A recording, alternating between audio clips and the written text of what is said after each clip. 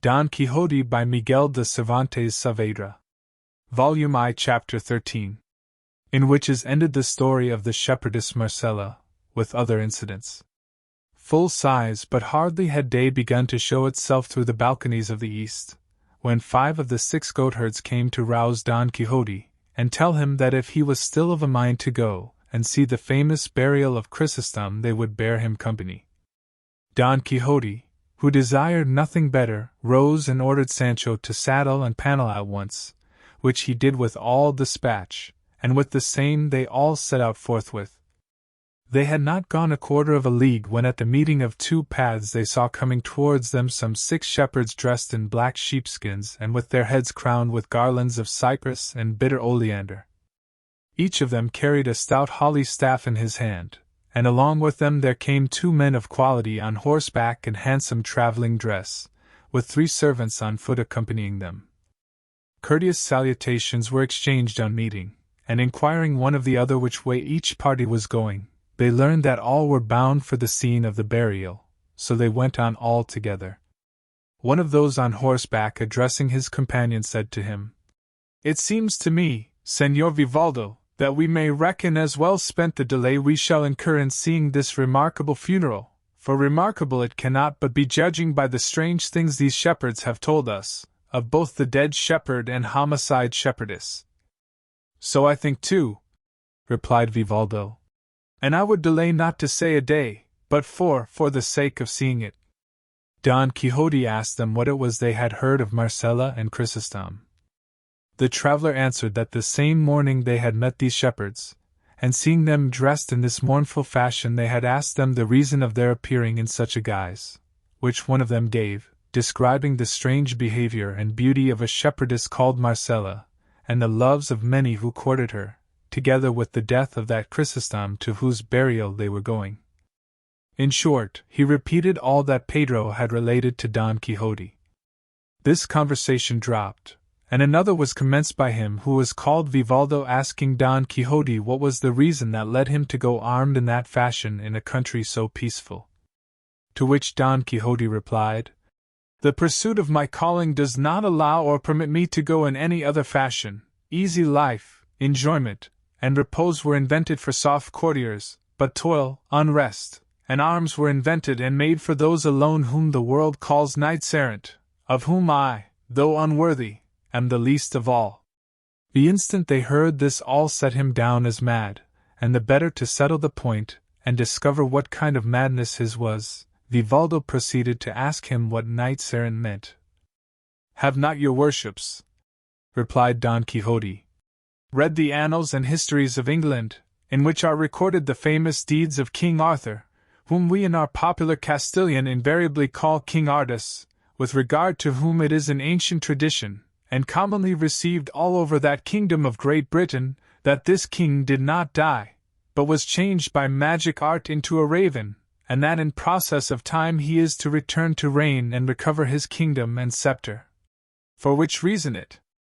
cannot be proved that from that time to this any Englishman ever killed a raven? Well then, in the time of this good king that famous order of chivalry of the Knights of the Round Table was instituted, and the amour of Don Lancelot of the Lake with the Queen Guinevere occurred, precisely as is there related, the go-between and confidant therein being the highly honourable Dame Quintanona, whence came that ballad so well known and widely spread in our Spain. Oh, never surely was there knight so served by hand of dame, as served was he Sir Lancelot hight when he from Britain came with all the sweet and delectable course of his achievements in love and war. Handed down from that time, then, this order of chivalry went on extending and spreading itself over many and various parts of the world, and in it, famous and renowned for their deeds, were the mighty Amadis of Gaul with all his sons and descendants to the 5th generation, and the valiant Felixmart of Hyrcania, and the never sufficiently praised Tirante el Blanco. And in our own days almost we have seen and heard and talked with the invincible knight Don Belianes of Greece. This, then, sirs, is to be a knight-errant, and what I have spoken of is the order of his chivalry, of which, as I have already said, I, though a sinner, have made profession, and what the aforesaid knights profess that same do I profess, and so I go through these solitudes and wilds. seeking adventures, resolved in soul to oppose my arm and person to the most perilous that fortune may offer me in aid of the weak and needy. By these words of his the travelers were able to satisfy themselves of Don Quixote's being out of his senses and of the form of madness that overmastered him, at which they felt the same astonishment that all felt on first becoming acquainted with it, and Vivaldo, who was a person of great shrewdness and of a lively temperament, in order to beguile the short journey which they said was required to reach the mountain, the scene of the burial, sought to give him an opportunity of going on with his absurdities.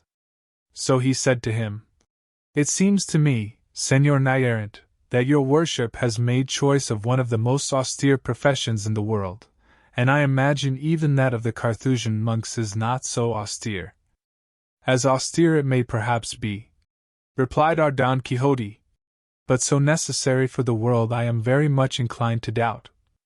For, if the truth is to be told, the soldier who executes what his captain orders does no less than the captain himself who gives the order.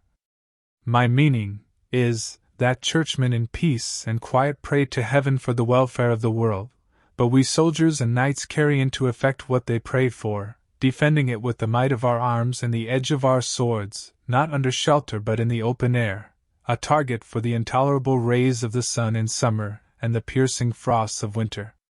Thus are we God's ministers on earth, and the arms by which his justice is done therein. And as the business of war and all that relates and belongs to it cannot be conducted without exceeding great sweat, toil, and exertion, it follows that those who make it their profession have undoubtedly more labor than those who in tranquil peace and quiet are engaged in praying to God to help the weak. I do not mean to say, nor does it enter into my thoughts, that the knight-errant's calling is as good as that of the monk in his cell. I would merely infer from what I endure myself that it is beyond a doubt a more laborious and a more belabored one, a hungrier and thirstier, a wretcheder, raggeder, and lousier. For there is no reason to doubt that the knights-errant of yore endured much hardship in the course of their lives. And if some of them by the might of their arms did rise to be emperors, in faith it cost them dear in the matter of blood and sweat. And if those who attained to that rank had not had magicians and sages to help them, they would have been completely balked in their ambition and disappointed in their hopes. That is my own opinion, replied the traveler. But one thing among many others seems to me very wrong in knights-errant, and that is that when they find themselves about to engage in some mighty and perilous adventure in which there is manifest danger of losing their lives, they never at the moment of engaging in it think of commending themselves to God, as is the duty of every good Christian in like peril, instead of which they commend themselves to their ladies with as much devotion as if these were their gods, a thing which seems to me to savor somewhat of heathenism. Sir, answered Don Quixote, that cannot be on any account omitted, and the knight-errant would be disgraced who acted otherwise, for it is usual and customary in knight-errantry that the knight-errant, who on engaging in any great feat of arms has his lady before him, should turn his eyes towards her softly and lovingly, as though with them entreating her to favor and protect him in the hazardous venture he is about to undertake. And even though no one hear him, he is bound to say certain words between his teeth, commending himself to her with all his heart, and of this we have innumerable instances in the histories. Nor is it to be supposed from this that they are to omit commending themselves to God, for there will be time and opportunity for doing so while they are engaged in their task. For all that, answered the traveler, I feel some doubt still, because often I have read how words will arise between two knights-errant, and from one thing to another it comes about that their anger kindles and they wheel their horses round and take a good stretch of field, and then without any more ado at the top of their speed they come to the charge, and in mid-career they are wont to commend themselves to their ladies, and what commonly comes of the encounter is that one falls over the haunches of his horse pierced through and through by his antagonist's lance, and as for the other, it is only by holding on to the mane of his horse that he can help falling to the ground. But I know not how the dead man had time to commend himself to God in the course of such rapid work as this. It would have been better if those words W. H he spent in commending himself to his lady in the midst of his career had been devoted to his duty and obligation as a Christian. Moreover, it is my belief that all knights-errant have not ladies to commend themselves to, for they are not all in love. That is impossible, said Don Quixote. I say it is impossible that there could be a knight-errant without a lady, because to such it is as natural and proper to be in love as to the heavens to have stars. Most certainly no history has been seen in which there is to be found a knight-errant without an amour, and for the simple reason that without one he would be held no legitimate knight but a bastard, and one who had gained entrance into the stronghold of the said knighthood, not by the door, but over the wall like a thief and a robber. Nevertheless, said the traveller, if I remember rightly, I think I have read that Don Galer, the brother of the valiant Amadis of Gaul, never had any special lady to whom he might commend himself, and yet he was not the less esteemed, and was a very stout and famous knight. To which our Don Quixote made answer,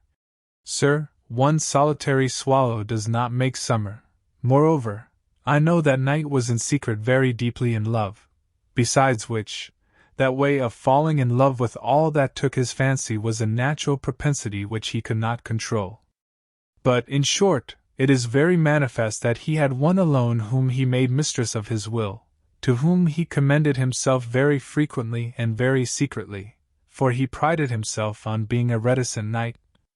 Then if it be essential that every knight-errant should be in love, said the traveller,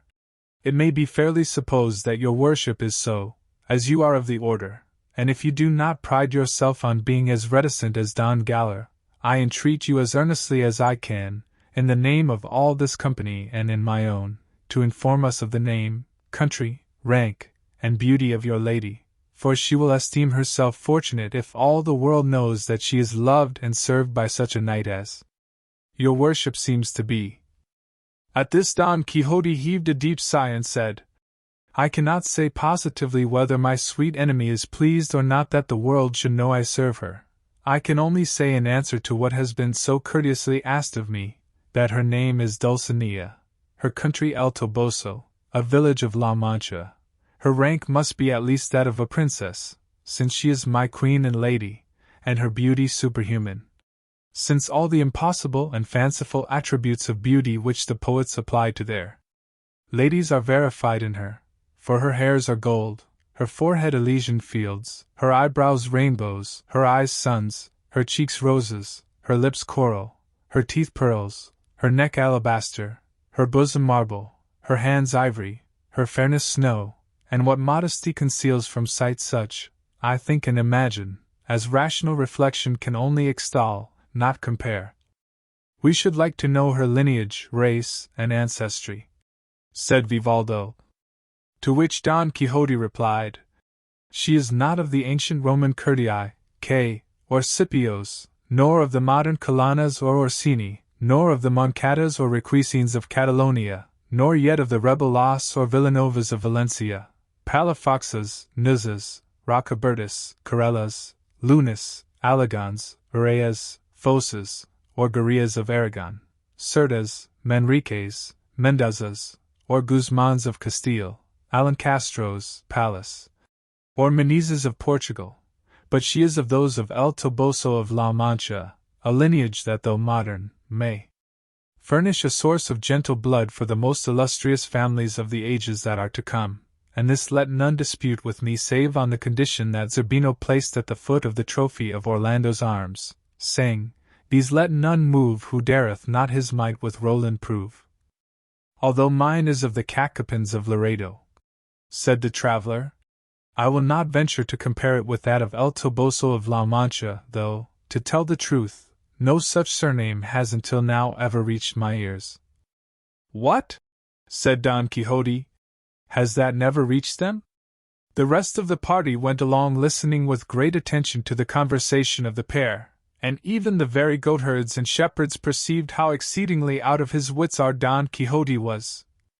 Sancho Panza alone thought that what his master said was the truth, knowing who he was and having known him from his birth, and all that he felt any difficulty in believing was that about the fair Dulcinea del Toboso, because neither any such name nor any such princess had ever come to his knowledge though he lived so close to El Toboso. They were going along conversing in this way, when they saw descending a gap between two high mountains some 20 shepherds, all clad in sheepskins of black wool, and crowned with garlands which, as afterwards appeared, were, some of them of yew, some of cypress. 6 of the number were carrying a bier covered with a great variety of flowers and branches, on seeing which one of the goatherds said, "Those who come there are the bearers of Chrysostom's body, and the foot of that mountain is the place where he ordered them to bury him." They therefore made haste to reach the spot, and did so by the time those who came had laid the bier upon the ground, and 4 of them with sharp pickaxes were digging a grave by the side of a hard rock. They greeted each other courteously, and then Don Quixote and those who accompanied him turned to examine the bier, and on it, covered with flowers, they saw a dead body in the dress of a shepherd, to all appearance of one 30 years of age, and showing even in death that in life he had been of comely features and gallant bearing.